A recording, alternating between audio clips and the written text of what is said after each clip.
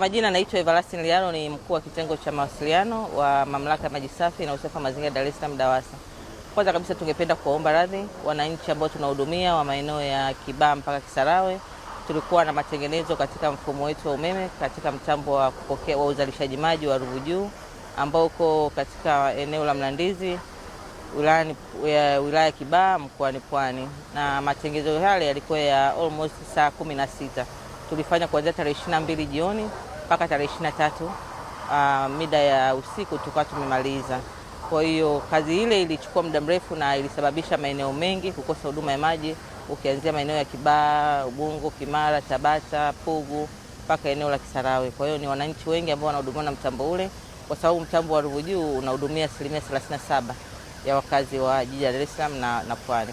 Kwa hiyo tunavyoongea mpaka sasa tumepita mtaani kuangalia maeneo ambayo huduma imeshaanza kurejea, na tuko mtaani, watumishi wa DAWASA na mafundi wa DAWASA watakuwa mtaani kufuatilia uimarikaji wa huduma katika maeneo hayo. Kwa hiyo tuwaombe wananchi kwamba tuombe radhi, lakini pia tuwasihi kwamba tuko mtaani, tuko pamoja katika ufuatiliaji wa upatikanaji na uimarishaji wa huduma maji baada ya kukamilika kwa matengenezo. Kwa majina naitwa Swadet Silayo, ni mtendaji wa kata ya Kiluvya. Tulipata taarifa kutoka DAWASA, walitupa taarifa ya kwamba tarehe 22 kutakuwa na ukosefu wa upatikanaji wa huduma ya maji kutokana na matengenezo ya mtambo wa Ruvu Juu. Na huduma hiyo itakuwa haipatikani ndani ya masaa 12. Lakini baada ya muda tulipata tangazo lingine linalotuambia kwamba huduma haitokuwepo kutokana na matengenezo kukamilika. Lakini tunashukuru Mungu, kuanzia usiku wa jana kuamkia leo huduma imerejea na wananchi wanaendelea kupata huduma ya maji katika kata hii ya Kiluvya. Hivyo tunaishukuru DAWASA kwa kujali wananchi wetu na kuwapa huduma ya maji, na mpaka sasa wananchi wanapata huduma hii ya maji katika kata ya Kiluvya. Naitwa Lucy Vincent Ngimba, ni mkazi wa Kiluvya B, kwa jina maarufu panaitwa Gogoni.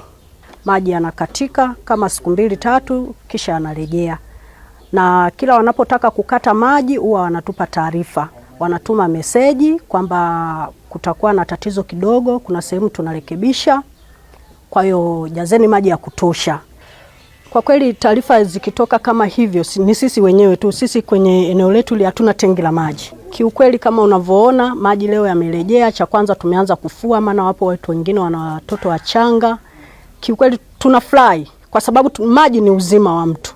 Bila maji maisha hayawezi kufanya nini? Kwenda.